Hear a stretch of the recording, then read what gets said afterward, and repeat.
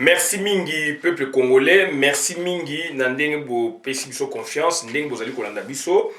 Biso tozali batu ya peuple mokonzi, peuple souverain, combattant résistant révolutionnaire, PNI.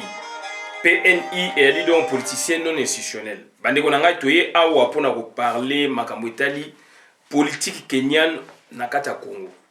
Bomonaki président Kenyatta Uhuru Kenyatta ayaki donc na Congo asalaki des jours bakutene na président na protocole Félix Antoine Tshilombo bomonaki donc ndenge basalaki makambo esengele basala na mboka na biso mais biso ba oyo tozali donc pour yango te tozali pour yango te yango tosalaki vidéo et lelo toye pona ko expliquer yango autrement parce que peut-être batu bazali ko comprendre ba démarche wana te o ba tuti bazali ko sala puisque na Kenya il y a des Bantous, il y a beaucoup de Tutsis.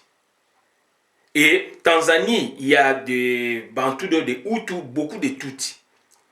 Ouganda, Rwanda, Burundi, pareil. Donc c'est la zone Oyo, donc ba Tutsi, ba komi dominant. Et ba Tutsi bazana la mission ya kokanga ba kita ya Afrique centrale. Et pas na bango bazana ba kita na bango donc tokolo ba ya ndenge mususu mais balinga ngo susute balinga ngo susute ba ko viser ba kita na biso parce que bazali na ba soutien derrière bango bazana ba société minene ba société donc ya misole belé ya mindele oyo ba simbi bango pour na bango ba détruire mboka na biso puisque à travers bango bazo zo ba kita na biso ofele baza ko ofele baza ko pesa ba mettre na bango mindele en contrepartie bango pe bazo zo pourcentage wana bandeko na ngai donc bazo zo par rapport ya mbongo boité par rapport ya ba quantité minéraux o baza ko yiba na Congo soki ba yi par exemple une tonne ya cuivre na une tonne ya cuivre donc Rwanda par exemple abimisi une tonne ya cuivre na lolenge baza ko bimisa wana ba patron na bango ba kozwale mususu donc une tonne ezage ba 1000 kg 1000 kg donc na 1000 kg donc Rwanda kozwale mususu 100 kg 900 kg et pas patron et biloko bazo sala ngo donc autant de fois et so bo sali donc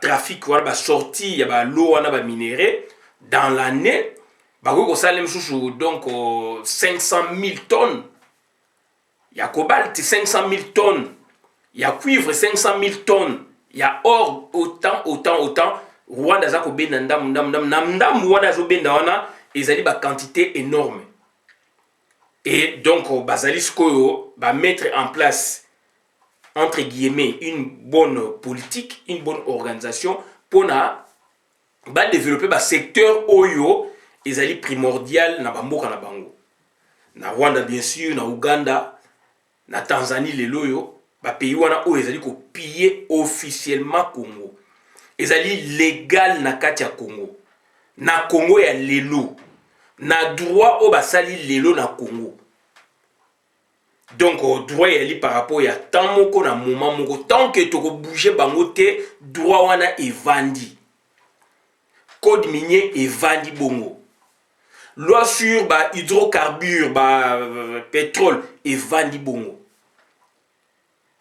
loi forestière evandi ba code forestier donc ezali kuna evandi ba loi ebele ba pesi bango ba privilège bokolo ba mibeko ezali ba appliquer oui mibeko ezali baza ko appliquer mais na terrain za ndenge mususu pratique ya mibeko wana ndenge bango osela ngo za ndenge mususu bazo kipe mibeko wana te et na kati ya mibeko wana pe mususu ezali donc OK pillage ezali légalisé za na kati ya mibeko ya l'état d'où bomoni bato wana so ba kongo sali ba kongo créer ba société na bango et bandeko na ngai makambo oyo esalami lelo na Congo na biso ezali tokobimaka te mboka ekei ndeko na ngai ozomona mboka babengi donc état ezali constitué na 3 éléments ezali constitué donc na territoire toza na territoire babengi Congo na superficie toyebi 2 345 000 km², bien que ba occupé mais eza ya biso territoire toza nango, population toza nango, toza plus de 80 millions d'habitants, population congolaise, et gouvernement. Gouvernement, ce qu'il faut est kamba, et régime mboka, et organiser mboka. Et gouvernement, les gouvernement n'a bisoté. Depuis on a le 17 mai 97 jusqu'à nos jours, gouvernement les a bisoté. Donc ça dit qu'on a un pillage systématiquement. Et si koyo bazali sous na secrétaire, bazali na sonité, bimi poissa, bimi polele. Donc il y a donc tokomoko ke na souka ya occupation. Ya on va changer style. Ba changer style parce que bandeko na ngai ba ye na ngo sikoyo côté business. Et derrière donc ba pays wana ezali mindele mutu bavandi wana. Mindele baboyi koya ko traiter na gouvernement congolais oyo ekokaki kozala légal. Oyo ekoki kozala gouvernement ba congolais a traité a ngai société songolo ya mboka pakala na lingi na zwa minéraux na bino, na ngi na zwa cobalt na bino, na ngi na zwa pétrole na bino, na ngi na zwa bois na bino, to sine mikana état na ba société wana ou état na état. Abino ozwa pourcentage bobiso to ozwa boye mboka état mola bon. Mais ba boyi eloko wana ça fait aujourd'hui 24 ans ba l'équipe menya bandeko o bazan Afrique. Bandeko bazan Afrique o tozali ba pe histoire commune quelque part. Bazune de konyo sauté. Biso na Congo Brazzaville bokolo bagé toyaki pe na ba relation commune. Biso na Angola, biso na Gabon etc. Oui, là c'est la partie à Congo na royaume Congo. Voilà, avant Ndelaya. Puisque le royaume Congo a disséminé dans la partie de l'Anjou, Kati Ango. Oui, tu as dit un lien, voilà, c'est le royaume Congo. Congo avec K. Mais nous parlons du Congo indépendant. État indépendant du Congo 1885. Bomi Bampire, na ba royaume, na ba clan ya socio traditionnel au monde ya ba koko na biso. Bomi ango ba biso bino banda lelo bato nyo bazali na zinga ya permettre ba bengi bino bozali donc ba indigène ya été indépendant du Congo. Après ba yoko benga bino bokomi donc ba congolais. Après siko ekei na Congo belge ba kendo bozali ba congolais de statut belge. To parler na Congo wana. Et na Congo wana bandeko na ngai lelo mindele bazali donc ba boyebi ba contrat o ba belge batikaka. Ba contrat coloniaux na sala ba vidéo. Contrat léoné coloniaux. Ba contrat ya mabeo ezinga kimbuka. Et lelo toza suna ba contrat mususu et yé sous l'AFDEL. D'ailleurs na régime Mobutu azali ko faire face na ba contrat coloniaux. Oyo bango bazali na Paris ya munene biso Paris ya muke. Président Kassavou a sali face nango, président Mobutu a sali face nango et le 17 mai 97 jusqu'à nos jours, baeko bimsa biso nani donc Hippolyte Kanambe. Baeko tia biso nani bandeko nanga donc ça dit Hippolyte Kanambe. Et Hippolyte Kanambe ninga zali wana Laurent Désiré Kabila balongol ba tia Hippolyte Kanambe do ba Rwandais ba yena système oya bango. Ya kozwa kitana biso ofele. Ba tia minduki liboso baza ko bomba bandeko na biso. Nandinga osakanate. Donc, batwana lelo bakenango na phase moko intellectualisé, s'il vous plaît, intellectualisé, légalisé. Et kiti banque oya bango et somi banque na biso. Banque commerciale du Congo. Bien sûr, banque commerciale du Congo, Congo a na part et puis Georges Forest a na part à tekaki yango année passée na août 2020. Moins de 10 mois, moins d'une année toloba, les loyo, Kenya ou Sombaki bae na Congo ko s'installer. Bit na bango ezali za pillage. Bit na bango nini bandi konanga ezali pillage. Ba organiser ba sali structure, ba créer banque monene. Alors bandi konanga biso bazana poto a boyebi, ba saki na ba banque ezana Congo kuna ebimi lokwa mayebo, ba dénoncer ki yango. Et ça, les gens na ba chaîne minene ya poto awa. Et les loyo, ba Kenya, ba sali fusion ba banque, ba sombi ya biso, ba on na pas rebelle, ba sali fusion, ba tongi immeuble à 18 étages na Congo pour na ba travailler et travailler ezali base na bango ezali nini ezali pillage ya ba minerai ya Congo. Donc bandeko na ngai alors que Kenya aza impliqué rapport ya ONU et Salamaka sur le Kenya na ba pillage ya Congo. Donc to meka total ngo ensemble na bino bandeko na ngai. Donc ezali passe mingi ezali mawa mingi. Donc to meka kotala to tangela bino oyo makamu Kenya sali déjà na mboka mususu. O Kenya sali déjà bandeko na mboka mususu mais pas na bisote. Donc to meka kotanga yango to laksa bino nanu donc to laksa bino bandeko na ngai voilà yango. Donc voilà.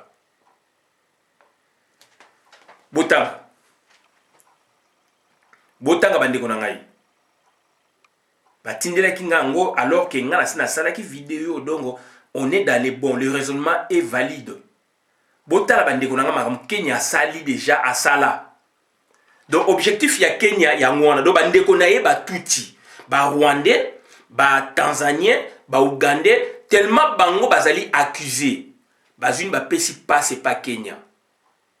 Deal au Félix Asalaki bandeko nanga ezali na belema ebele nuisible pour na Congo. Eza belema ebele nuisible pour na mboka na biso. Félix Asalaki sa marionnette asa eloko mo lobate ba sa ba théâtre. Donc ba Hippolyte Kanambe batikeli Félix batikeli Kenyatta est quoi azali koya c'est le parrain ya biloko wana. Azali koya ba oteni ba discours alors que awa ndeko donc atinelenga na partage ndenge zaka a tout ni bien total le monde Afrique l'armée kenyane impliquée dans le trafic de charbon mené par le Shabab en Somalie.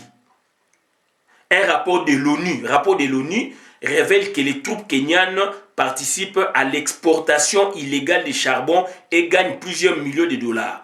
Donc bango pe bazugu ndenge bandeko na bango ba Rwandais bazali ko piller Congo.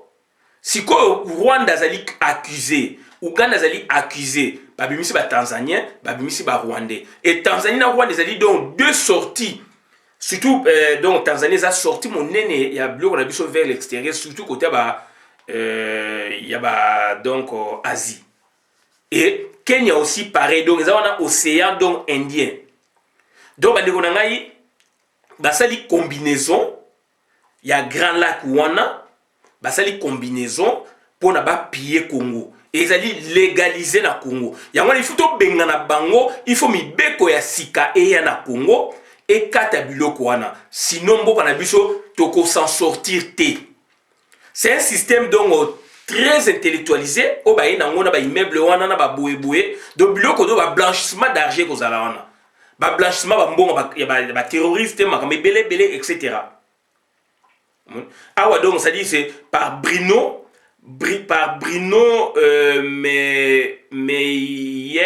Meyerfeld, contributeur Le Monde Afrique Nairobi, publié le 7 novembre 2016 à 17h49, mise à jour le 8 novembre 2016 à 9h48. Voilà. Donc, Yangoyo, l'armée kenyane impliquée dans le trafic de charbon mené par le Shabab en Somalie. Un rapport de l'ONU révèle que les troupes kenyanes participent à l'exportation illégale de charbon et gagnent plusieurs millions de dollars. Dans le monde. Rapport, il y a ONU. Donc, il y a aujourd'hui, Toloba, 5 ans, déjà, Kenya a bilokwana. Aza copié dans pays voisins. Donc, Kenya na Somalie, baza na frontière. Aza copié biloko baninga nanko yango. Ndenge Rwanda, Uganda, Tanzanie baza copié biloko na biso nanko. Sikoyo neti Kenya aza pe na guwana ayebi makamwa ndenge zalaka Rwanda, Uganda, ba Tanzanie bazali tellement accusé que ba pesi paré wana donc ndeko na bango asala musala wana. Comme ça on parlera peu de Museveni, on parlera peu de Museveni donc de Kagame yesko ndemdu awsa musala wana. Et dans l'entretemps banque ba salut bango tout baza actionnaire. Ata le ba longwe, ba kufi, ba famille on ba tikali donc ba colon ya Congo. Ba famille on ba tikali donc ba héritier. Donc o bazali ba héritier o bazali donc la finance ya Congo. Ata ba botol bango lu ba contrat ba yebi ndenge ni boko leke pa na bango, c'est incontournable. Donc et vous avez cal tellement que pour na to zonga na bosomi na biso et cause la problème ndenge to zaki na ngona ba belge par rapport à la loi foncière. Loi bakaji ka ndem teye ko kata yango. Bon moni ndenge payer souffraki. Tous indépendance, loi bakaji ka yeko ya quand 6 ans après. Avec ma conséquence. Donc c'est la même chose batona baye ba Kenya. Kenya donc ba banque wana Equity Bank ezali côté na bourse. Il y a Toronto, il y a Nairobi, donc derrière wana ezali bourse à Toronto, derrière wana ezali bourse il y a Washington, New York, ba Hong Kong, etc., etc. Donc ça dit bandeko nangai, ce sont des puissants qui sont dans ça. Donc balingi donc ça dit batika aspect militaire, aspect boye mais va s'occuper ce qu'on base à la côté business. Exemple en Kenya, à Pia Somalie, avec le même président Uhuru Kenyatta. Quelle leçon président n'a opé Sabiso? Quelle leçon gouvernement Kenya a opé Sabiso? Et à ça on nini, n'a pas troupe kenyan, n'a pas soda naïe. Tu sais bino avant-hier. Kenya do ba soda baza ko yeza ipo ba surveiller biloko na bango. Ba biloko ba osana Congo ya ba pillage. Il faut bango bazala donc ba tambola kana ba soda na bango. Ba troupe na bango baza ko piller ba troupe na bango baza ko sécuriser etc. Puisque Congo est comme il est le donc Far West. Armée ezalité loko mo ezalité. Tu expliquer bino. Tu expliquer bino sko responsabilité sikoyo to za ko tuna sikoyo. Il y a un président, il y a un opposant à Bissau et Salut. Au bas opposant à Bissau, il y a un chouchou. Voilà. Donc, au chouchou yango. Donc, au dia, les 15, enfin, en 2015, publié le 13 novembre 2015, au Nana Laksabino, président Kenyatta, chef suprême des armées là-bas, lui-même en tenue. Bolanda, courrier international, Bolanda. Courrier international, Bandekonangai.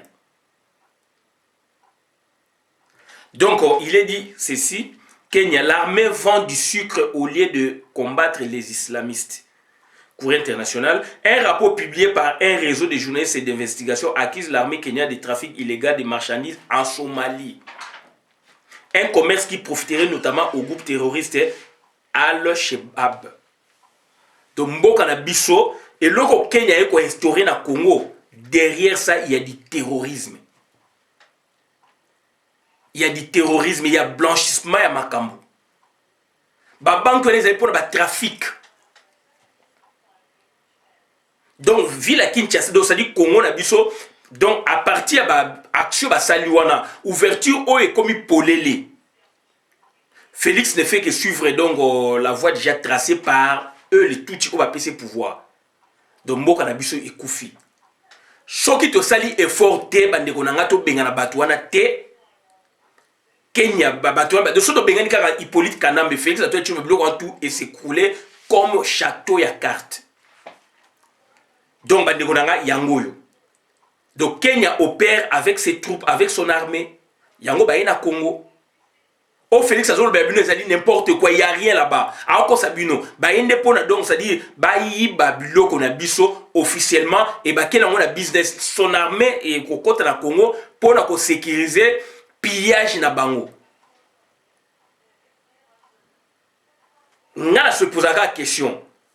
Biso peuple congolais to zali Jacobo ya bloka to za ko accepter ngote. Mais na ko tuna sikoyo ba Occident. Les États occidentaux, là cette fois-ci je vois les États, la France, la Belgique, les États-Unis, bien que na kati wana na système oyo ba représentant na bango bazali ba privé, ya ba pays na bango bazali na kati. Donc voilà bandeko nanga makamna yo ko sabina ngona, donc mboka na biso ekufi, ils vous ont créé une institution financière commerciale, une banque à 18 étages pour faire des transactions, pour rester donc longtemps au Congo. Donc, c'est-à-dire, nous avons une guerre qui n'est pas déclarée. Nous avons une guerre virtuelle au Congo. La guerre, elle est commerciale, elle est économique, elle est donc financière. Une guerre virtuelle au Congo. Voilà, bandeko na makamnaga ko sabina ngwana suki awa bola vidéo malam pour la communauté. Donc Congo, Somalie et comme na Congo. Puisque Kenya a coopéré, donc on a des terroristes El Shebab. C'est marqué ngam na combien moté. De la journaliste d'investigation. Depuis les 15, un rapport publié par un réseau de journalistes d'investigation accuse l'armée kenyane de trafic illégal de marchandises en Somalie. Bah, côté Somalie, bah, ça va trafic illicite, illégal, illégal. Un commerce qui profiterait notamment au groupe terroriste Al-Shebab. Donc, Al-Shebab, bah, ça va profiter d'ango. Est-ce que bah, liaison à Kenya, bah, ça travailler pour Kenya, ou bah, on va saluer le fait que Kenya va profiter. La question est là. Il y a du terrorisme dedans. Il y a du blanchissement d'argent dedans. Deuxième rapport réalisé l'armée kenyane impliquée dans le trafic de charbon mené par les Shabab en Somalie. Profite donc Shabab donc bazali ba terroriste, armée kenyane a coopéré. Donc il y a un rapport de l'ONU qui révèle que les troupes kenyanes participent à l'exportation illégale de charbon et gagnent plusieurs millions de dollars. Donc voilà, ngam le bien monté. Et le bateau baillé à Congo. Alors Kenya a jusqu'au membre donc membre na conseil de Yaouni. A représenté donc basé sur 3 pays. Kenya peut azali pe membre ba outé ko voter kalaté. Donc Kenya a s'en foutre, il voit l'économique. Et azali wana sko bateau PC passe wana, ezali Rwanda, ezali Uganda, Tanzanie aussi. Tanzanie, Rwanda, Ouganda, tous ont une frontière. Bisous la Kenya, tous ont une frontière. Kenya, c'est derrière la Tanzanie, derrière l'Ouganda. Derrière l'Ouganda, donc peut-être Rwanda aussi, mais derrière l'Ouganda. Mais comment expliquer hier, PCA déjà, accord Rwanda, au Basalaki, PCA Kenya, après Kenya, Aesko, Kokota Masolo, parrain Ayaki, Kenya, Yeyo. Et opposant à le Belo monté. Et ce qui les loyo, par exemple, Martin Fayulu. Bah opposant à bazali so par exemple Martin Fayulu a joué qui option à la place wana puisque ça na carte processus a foutu $100,000 Andimaga a candidat avec machine ou sans machine, il était là, il avait accepté a poussé peuple dans le wana siko a se retirer alors ça bino ba marche moko ya lokuta si il était impliqué on allait voir un peu clair si et seulement si il travaille pour le peuple congolais. Pour que le peuple congolais là je parle de Martin Fayulu Ronengue à place wana anga premier ministre puisque ezaka bongo basangisaka batu anga premier ministre na ki premier ministre na yeba ndeko na ngai donc puisque azako le bazali combattant du peuple donc il pouvait s'impliquer autrement pour voir clair. Le fait de cette absence, voilà maintenant on nous propose qu'un premier ministre rwandais. Dans son gouvernement, il y a beaucoup de Rwandais et donc on n'a pas cette traçabilité. Alors que hier Martin Fayulu soit Azalaïkiwana, donc avec du monde au Bazana Sima, il y a une conviction au Toronto Zangona Sima Martin Fayulu, Babiloko et Salami Siko et Ngesalamate. Transaction à banque Wane Sami na août 2020, tout comme dans août, moins de 8 mois, Makame Salami. Donc, bazali ko observer, bazali ko ba mi ba sa geta pan. Ça c'est banga boma mutu, ba olinga nzali na okene po ba traquer. Donc ils nous regardaient comme ça. Tant ba ici Martin Fayulu, président Kenyatta, a pesa ki 4 personnes, 4 conseillers ba sona Martin Fayulu pour la premier ministre. Martin Fayulu a yebisa biso tant to poser quelques questions à wana Paris. Abi aboyaki ya oza donc a remplacer Papa Tshisekedi. Na ba rôle azo sala, Papa Tshisekedi a fait ba rôle ni. Et Bango ba Kenya ce qu'on va obimsa dani, ba obimsa so Raoula Odinga, quand même c'est une figure emblématique de la démocratie pour convaincre ba gouvernement donc ba chef de l'état ba chef de gouvernement en Afrique et ba partenaire ba on extérieur na libanda ba état na ba organisme o epesa ba fond pour na ba ya ba s'occuper na barrage hydroélectrique dinga na ba projet ba na Congo ba des na maboko na bango banque africaine de développement ezana maboko na bango puisque ONU donc a kondima makamo ba azana ngo puisqu'il y a des projets il faut africains à la intégrer na kati donc unifier na ba route na ba ni donc bango sikoyo société on a donc banque na éco récupérer biloko wana siko par na biso ba congolais arabe par ba opposant na biso ezali ba bika ko ça ba marche à l'hôpital. Et Martin Fayulu, voilà le travail où ils allaient zélayer. Place où on a Félix Angue qui reculé, Martin Fayulu, en tant qu'homme honnête, réel, qu'on s'est poumoné pour le Congo, aligné qu'on a en face, il y a un vrai décideur, il y a tout type pas. Ce n'est pas Félix. Félix a dit qu'auparavant, voilà, Kenya, ce sont donc donc illégalement ça on a Somalie et là rapport ya ONU rapport ya journaliste d'investigation et le ba na Congo vous croyez que ba ko bongsa mboka na bino Congo niet donc ba opposer la biso et ça libino boza ko ganga na bosolo. Merci pour la vidéo madame la compte de la communauté ngai Christian Bonabiama membre peuple mokozi peuple souverain combattant résistant révolutionnaire PNI et les politiciens non institutionnels. Merci.